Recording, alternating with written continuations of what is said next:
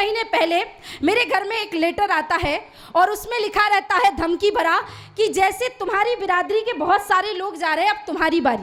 हालांकि ये लेटर कोई नया नहीं है, महाराज जी जानते हैं कितनी बार घिराव हुआ, कितनी बार हमला हुआ, गाड़ियों में तोड़फोड़ हुई, बंगाल में नज़रबंद कर लिया, हजारीबाग में कार्यक्रम में जाने नहीं दिया, केरला में बैन कर दिया, गोवा जैसे राज्य में जहां हमारी सरकार थी वहां पे मुझे रातों रात कार्यक्रम ना करने देकर के भगाया गया। ऐसी बहुत सारी चीजें होती आई हैं।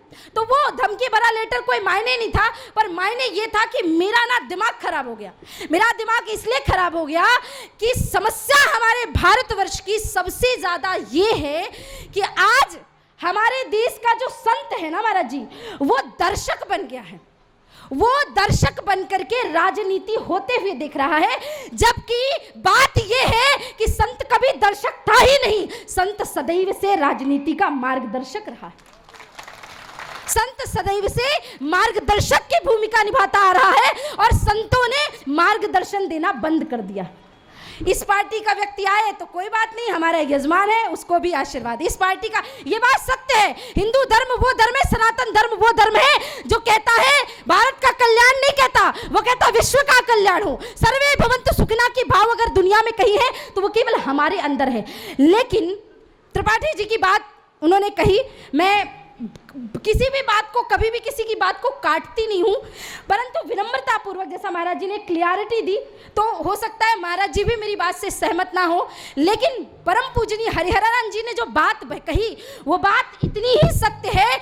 ये बात बिल्कुल झूठ बताई गई आपको कि संत जंगलों में रहते थे, संत माला जपते थे, संतों को कोई लेना देना नहीं था, संत किसी भी बात, ये सब पढ़ाया गया है आपको। हमारे देश के संत वो संत थे कि उनके एक हाथ में माला और दूसरे हाथ में भाला थी। जब भी राष्ट्र, धर्म, समाज, वरना ये बात मत भूलिए कि दधीच ऋषि ने हड्डियों का दान चैरिटी करने के लिए नहीं दिया था, वत्रासुर का वध करने के लिए दिया था।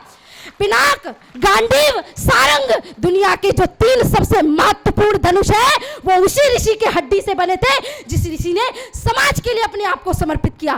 परशुराम जी महाराज का अपने आप को वंशज कहते हो तो उन्होंने क्षत्रियों को नहीं बल्कि दुष्टों को पृथ्वी से विहीन किया था, जिन दुष्टों ने गौ माता, समाज, धर्म, राष्ट्र और उनको अपमानित किया था। हम उस परंपरा के संवाहक हैं, तो संत चुप हो गए, इस बात से बड़ी समस्या होती है। महाराज जी ने फिर बीच में एक विषय बोला कि ये मौर्य जैसे लोग, तो महाराज जी यहाँ फिर मैं संतों को लेकर के आती हूँ। अब ये तो एक अलग व्यक्ति है, हमारे देश के संत कहते हैं शमशान में जाकर के शादी करा दो। आप जानते हैं, आप विरोध करते हैं उनका। और जब महाराज जी ने तथाकथित अली मौला गाने वाले लोगों पे कुठाराघात प्रहार किया था, डंके की चोट पे किया था, जोरदार ताली बजाइए पहले उसके लिए, किया था, तो मेरे पास बहुत सारे फोन बजे और क्या कहने लगे पता है? अरे वो साध्वी जी, वो महाराज के ना इतने लाखों फॉलोवर है, आपके महाराज जी को कुछ ना कुछ कर डालेंगे।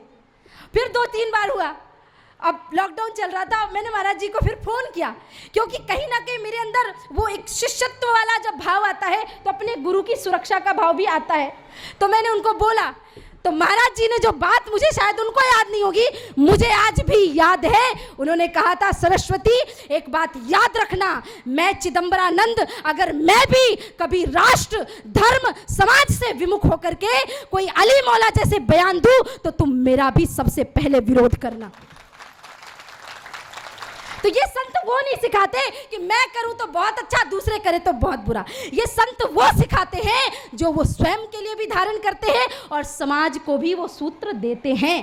तो क्या समस्या आ गई, ऐसी क्या आपत्ति आ गई कि संत ही भटक गया, संतों को आश्रम बना करके और उसी के अंदर कैद कर दिया गया? ये एक बहुत बड़ी साजिश है, एक बहुत बड़ी समस्या है। और परम पूजनीय जितेंद्र नाथ जी महाराज जी ने बहुत अच्छे से विश्लेषण किया। मैं आपके ही स्वरूप को थोड़ा सा अलग तरीके से लेकर के आना चाहती हूँ। आप श्री ने बताया कि ये बात कोई नई नहीं है, लेकिन बस महाराज जी फर्क इतना है, उस समय संतों का सम्मान बहुत ऊपर था और आज संतों के साथ जो हो रहा है वो दुर्गति हो रही है महाराज।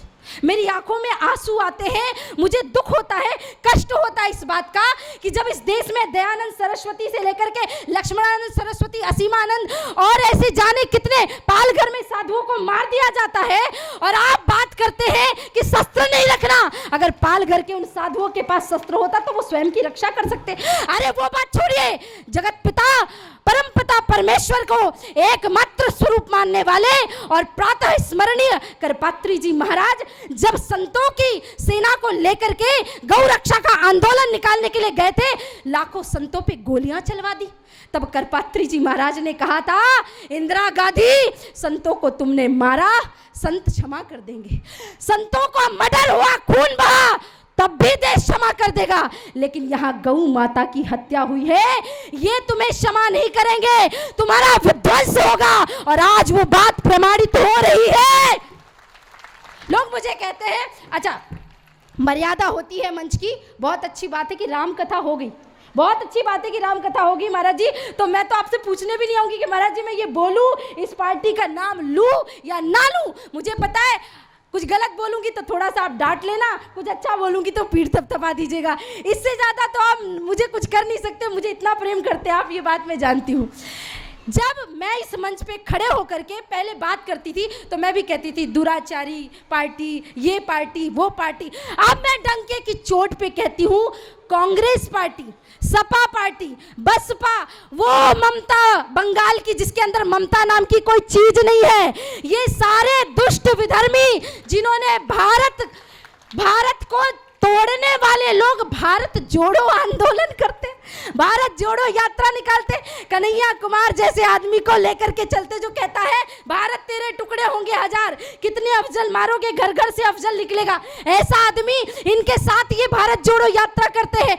ये लोगों ने इंडिया गठबंधन बनाया और ये बात इन्होंने बता दी कि जब एक शेर खड़ा होता है ना तो गीदड़ों की पूरी फौज एक झुंड बनाने लगती है।